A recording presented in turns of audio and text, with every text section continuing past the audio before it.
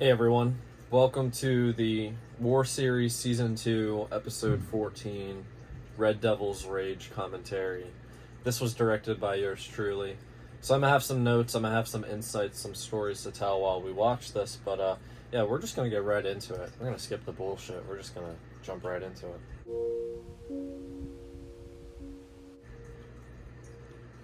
This opening is really nostalgic for me. This was filmed during a really nostalgic time.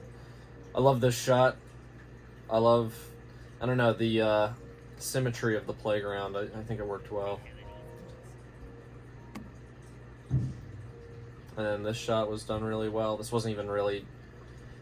It's kind of accidentally shot so well. And then this briefcase that... Goddamn, everyone looks young. This briefcase that he brings to him, that makes a reappearance. I don't think it's connected to episode 21 of War Series, The Arab's Demise, where we initially used it.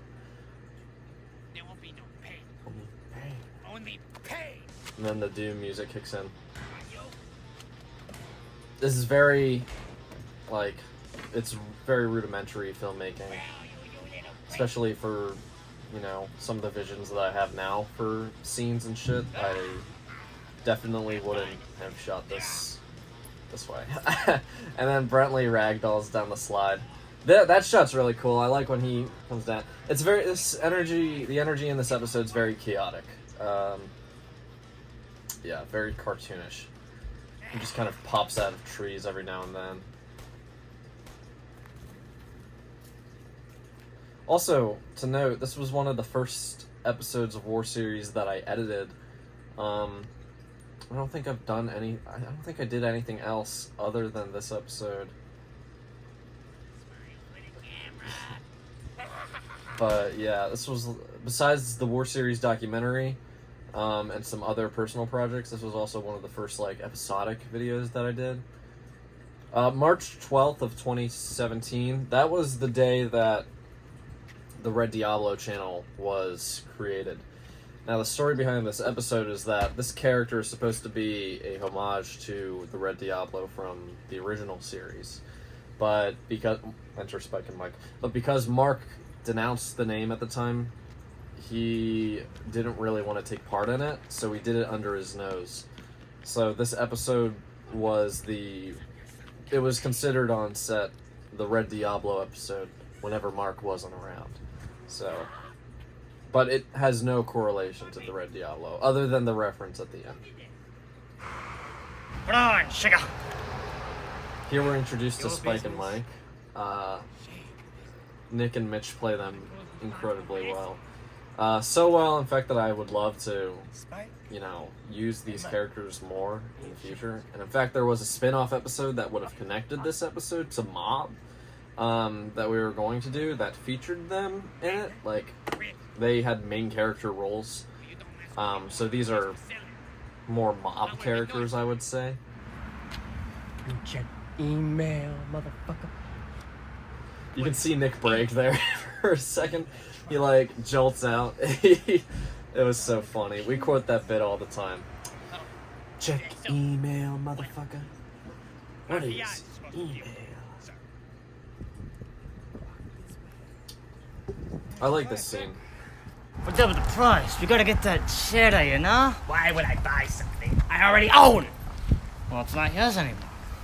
Sure. What can I say? It's business. I'll show you business. Oh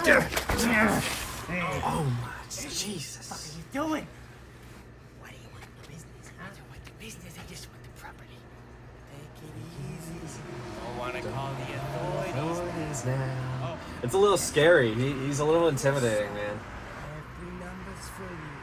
9. Also, the exposure's super bumped up, and I kind of like it. I'm not gonna lie. You can keep the place. It's not dreamy. It's more grudgy, I think. This film day, this was something else. This was really eventful. It was actually this shot coming up here, this one, where Mark's jiggling the doorknob, and at one point, I think it was literally it was the take before that one that he jingled it and the doorknob broke off, and Mitch had like Second time told him like, "Hey, take it easy" or whatever. And Mark got so upset that he took his glasses off and slammed them to the ground. I don't give a damn about what Cam can say about my private Also note that life. the landlord, Bobby, he changes his accent every scene. Not my fault. All my emails with my clients. PAs. Nothing much I can do for you. But what I can tell you to do if you're off my damn property.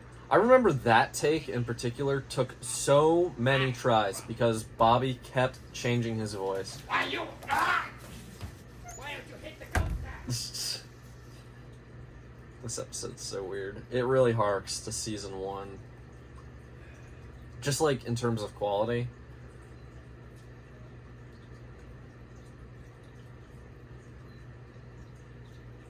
And then this bar scene, this was shot in Trevor's basement. I think the other curious thing about filming this episode was that we went in chronological order, which we don't usually do. We usually film whenever it's convenient for which scene we need to get done.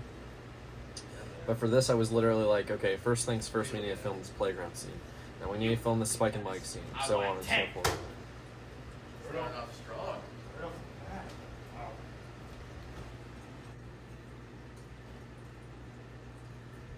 Start off slow here. He flicks the tab. He doesn't open it.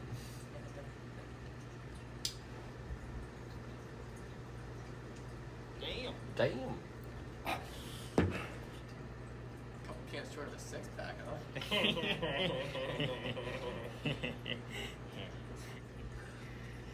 I don't know what Nick was looking up there just then, but I think this was still during the time of the... Excuse me. I think this was still during the time of the 5G references that we would do. Which we still do. I think that was... I think the last time we did it was in Mob... Ah, shit. I forget what episode it was, but it was a few episodes back. But... yeah, we were starting to do this 5G bit, and I think what Nick was looking up on his phone was the 5G conspiracies or whatever, because it was a big thing during 2020. But yeah, this scene has an interesting story. I wasn't on set for this. Mitch, Mark, and Bobby were all together one day. It was really early in the morning, and they were like, "Hey, we can do this scene. Let us know what we need to do." And I was like, "Oh, okay, yeah, sure." So I texted them the script, and I was like, "I want this to look this way," and so on and so forth. Fight ya. Maybe we can have ourselves a brawl. And yeah, I think it turned out pretty well. This dock standoff is not my favorite. I think that's where the quality kind of dips for this episode. How's that? How does that sound? Take a walk.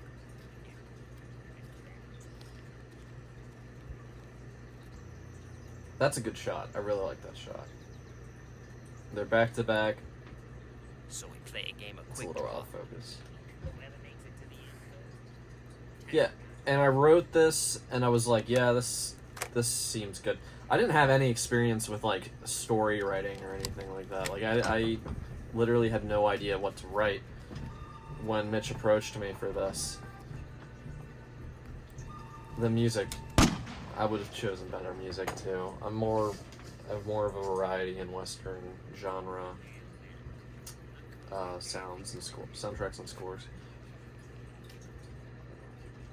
So I would have chosen something different, but yeah, this scene I really like. The music works well. It's Laura plays the piano from Silent Hill. I chose a lot of video game music for this. I think it was just the age I was at. This shot's done really nice. What are you meowing about over there? I don't know what he's doing. But yeah, this scene's really nostalgic. I love this scene.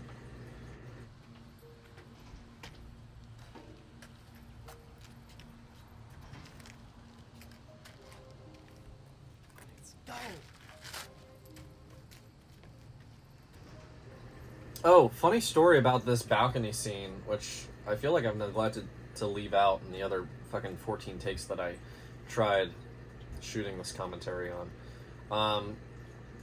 The police were called on us this day for filming up at the top of this fire escape. There was a party, and I think you can see like a tent set up, like a little like tent in the background, and where the community center was, and I think they called the police. But when the police officer showed up, he asked us, he was like, hey, he was like, what are you guys doing? And Mitch goes, oh, we were just filming a scene or whatever.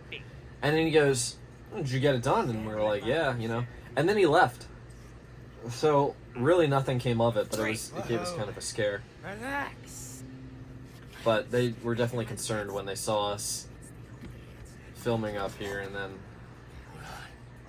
Mark, it looks like he's throwing us over the balcony, so I can understand the hell is concern wrong being with you? raised.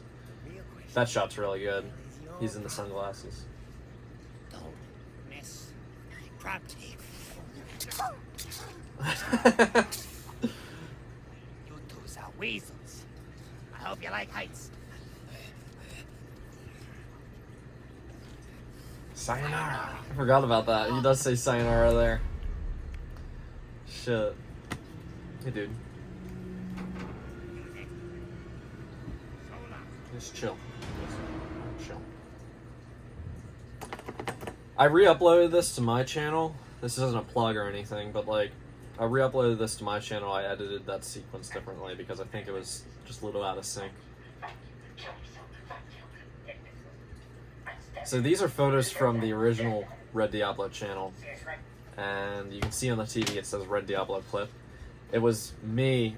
I did a voiceover of what I thought, Scuddy sounded like, even though there's technically no connection to the Red Diablo and Scuddy. Going back and forth. But it was my best impression of Mark, because Mark obviously didn't want to do it. What are you doing? Oh, okay, so yeah, this is Vlogs with Dylan. He outright says that. I didn't realize that. Yeah, this is Vlogs with Dylan, which is in reference to the past that Red Diablo and Vlogs with Dylan had, the history that they have.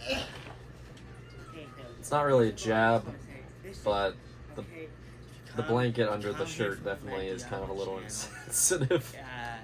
Don't get mad, okay? Just a joke. If he reacts to it, it's awesome. And this was shot on the iPhone that you can see that Nick pulled out like an iPhone 7 or whatever from his drawer, and he was like, let's film on this, and I was like, okay. So we did. And then this gun I still have, it was a ping pong gun, like an air pressure ping pong gun. And that shot's in reference to a photo from the Red Diablo, which you can see on the TV. But yeah, I couldn't find the same neon green ping pong gun that he had.